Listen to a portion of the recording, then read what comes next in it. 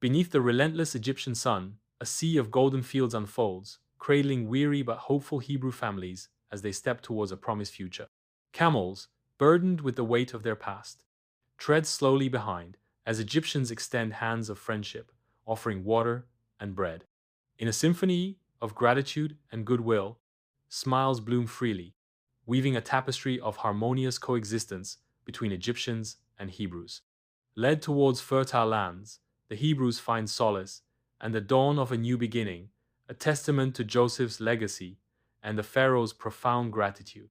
In the heart of the Pharaoh's palace, a new ruler ascends, his heart gripped by foreboding. His gaze sweeps over the opulent surroundings, a stark reminder of the weight of his crown and the unease that festers within.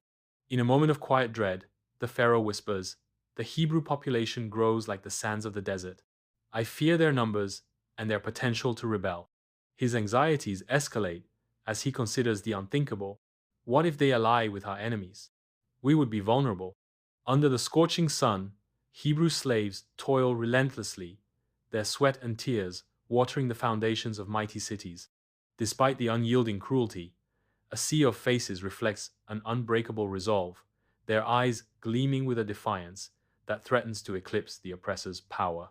In the opulent Pharaoh's court, chilling authority radiates from the throne, casting a shadow of unspoken dread. Before the formidable Pharaoh, Shifra and Puah stand trembling, their fate hanging precariously in the balance. With a sharp, decisive gesture, Pharaoh decrees, "Kill all newborn Hebrew sons, sealing the fate of countless innocents." In the quiet of night, Shifra and Puah, their eyes heavy with fatigue yet brimming with resolve, stand as silent guardians of life. Amidst Pharaoh's cruel decree, their hearts echo with defiance as they safeguard the innocent lives of Hebrew boys. In the hushed stillness, their small acts of rebellion resonate, fueled by a profound reverence that eclipses their terror of the Pharaoh. In the Grand Pharaoh's court, the ruler's presence radiates power as Shifra and Puah stand before him, heads lowered in deference. The Pharaoh demands an explanation, his voice echoing with royal authority. "Why have you not followed my orders regarding the Hebrew children?" Shifra offers a daring defense, her voice trembling slightly. "The Hebrew women are vigorous." Puah adds with a subtle defiance, "They give birth before we arrive," challenging the Pharaoh's decree with quiet rebellion. Under the scorching sun of the Nile, Pharaoh's cruel decree descends upon the Hebrew people. With cold eyes, Pharaoh signals, unleashing a storm of despair and terror upon the mothers. The air vibrates with grief as the infants are hurled into the merciless waters, their lives extinguished in an instant. Mothers collapse, their bodies consumed by inconsolable grief, as the Nile becomes a river of tears and despair. On the banks of the majestic Nile, a mother's agonizing decision unfolds as Jochebed prepares to entrust her beloved child to the river's uncertain embrace. A sorrowful look etches across Jochebed's face as she steels herself for the heart-wrenching farewell, each tear a testament to her boundless love and sacrifice. With a final, lingering touch, Jochebed releases the basket into the river's current, her heart heavy with the weight of an uncertain destiny. The Nile River carries a fragile hope downstream, as the infant Moses drifts towards destiny. Reeds dance in the wind along the riverbank, indifferent to the precious cargo drifting past. Sun-drenched crocodiles, ancient sentinels of the Nile, watch with disinterest as the tiny ark floats by. Along the verdant banks of the Nile, Pharaoh's daughter discovers a hidden basket among the reeds, setting the stage for an unexpected destiny. Driven by curiosity, she approaches the basket, her gaze drawn to the mystery it holds.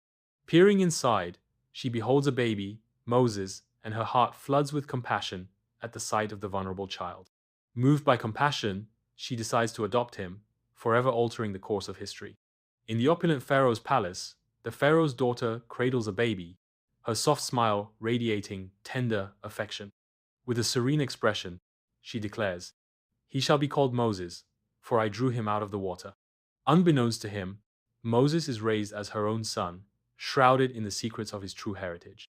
Years later, Moses, now a young man, moves through the palace halls, draped in fine linen, living a life of privilege and comfort. In the heart of the palace, Moses immerses himself in the wisdom of ancient texts, his mind expanding with the knowledge of ages. With a regal command, Moses learns to oversee the palace servants, his authority growing with each passing day.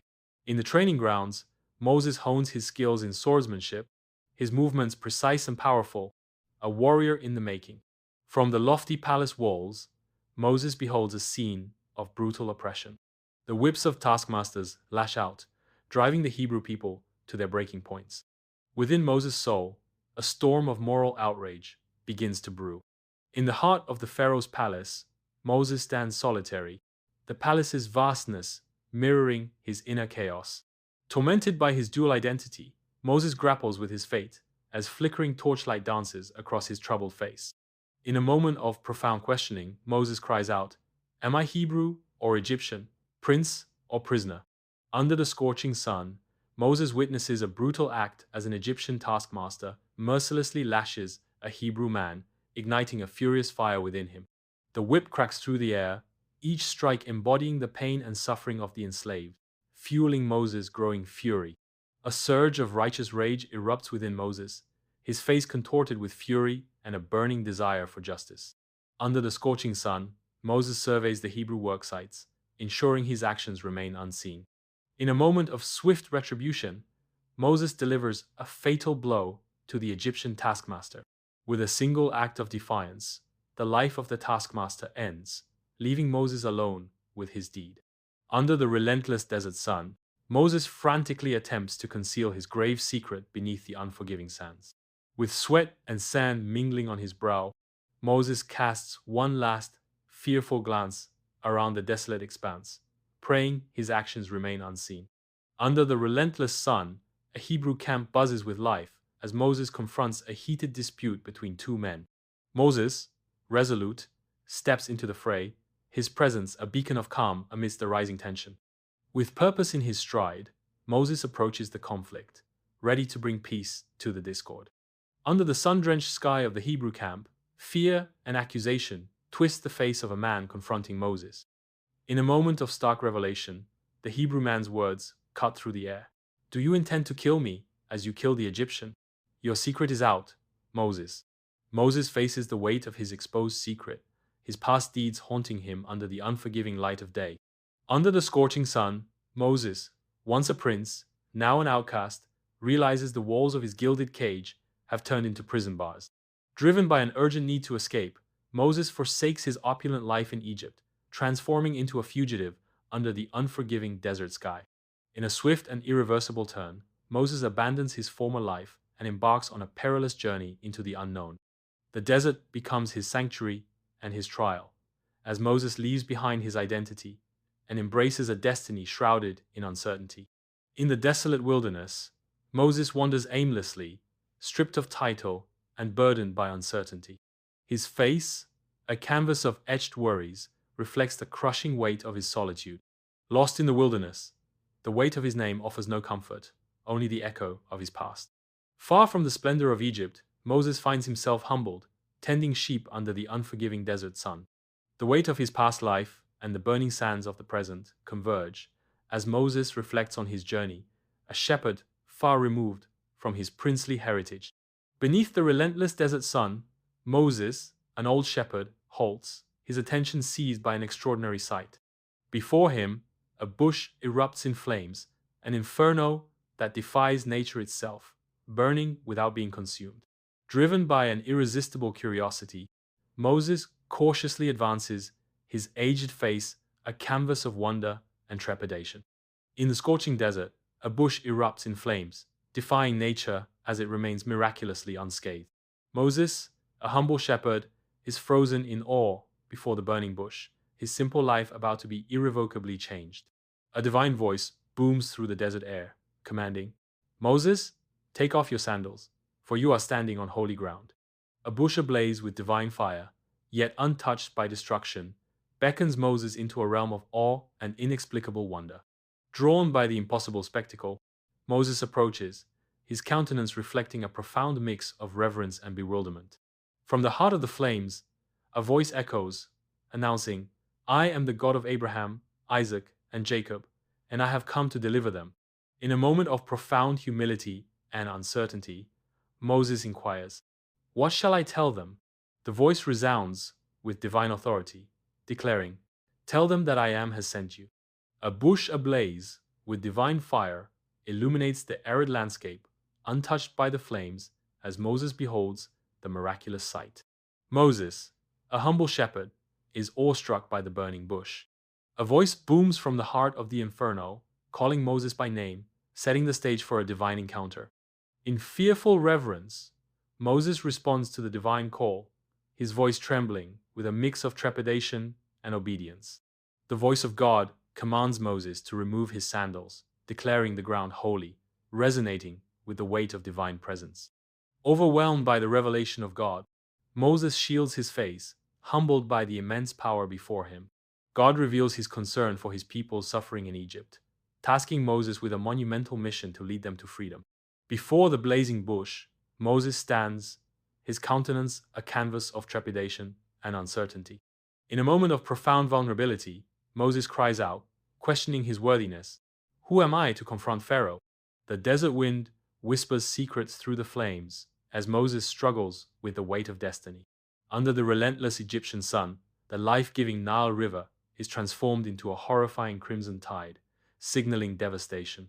The river writhes in agony as the waters become a viscous, crimson current, choked with lifeless fish, poisoning the very essence of life. The air grows heavy with the suffocating stench of death, a grim testament to the unfolding catastrophe. With unwavering resolve, Moses raises his staff, unleashing the first plague upon the land. Moses' face reflects the heavy burden of his act. As the first plague descends, in the radiant Pharaoh's court, Moses and Aaron stand with unwavering resolve. Moses' voice echoes, demanding the freedom of the Israelites. We demand the release of the Israelites. Aaron passionately supports the cause. Let our people go. Pharaoh's chilling declaration of defiance reverberates through the court. I refuse. Under the cloak of night, Egypt is besieged by a relentless plague of frogs, their presence a grotesque invasion of the most private spaces. Ovens and beds become unwilling sanctuaries for the amphibian horde, turning once comforting spaces into sources of dread and revulsion. The once familiar rhythms of Egyptian life are shattered by the cacophony of croaking and the unsettling sight of countless amphibians. In the opulent court, Pharaoh, humbled and desperate, kneels before Moses, pleading for salvation from the relentless plague.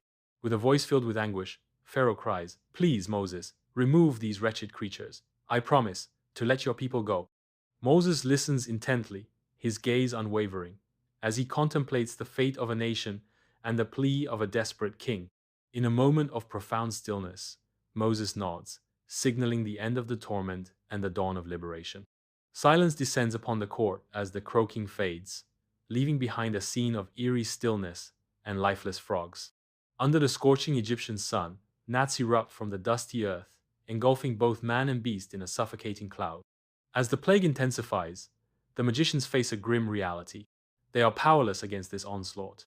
The magicians' failure to replicate this plague marks a turning point, revealing the limits of their power. In Pharaoh's court, the magicians murmur in hushed reverence and terror, awestruck by the divine spectacle unfolding before them. Amidst the mounting dread, Pharaoh remains steadfast, his unyielding pride a stark contrast to the magicians' fear. The whispers of the magicians fill the court, their fear a palpable force that clashes against the Pharaoh's stoic defiance. A silent battle unfolds between divine power and mortal pride, casting a heavy shadow over the court. Within the Egyptian homes, a relentless swarm of flies descends, disrupting the peace and order of everyday life. The flies corrupt order. In stark contrast, Goshen stands as a sanctuary, untouched by the plague.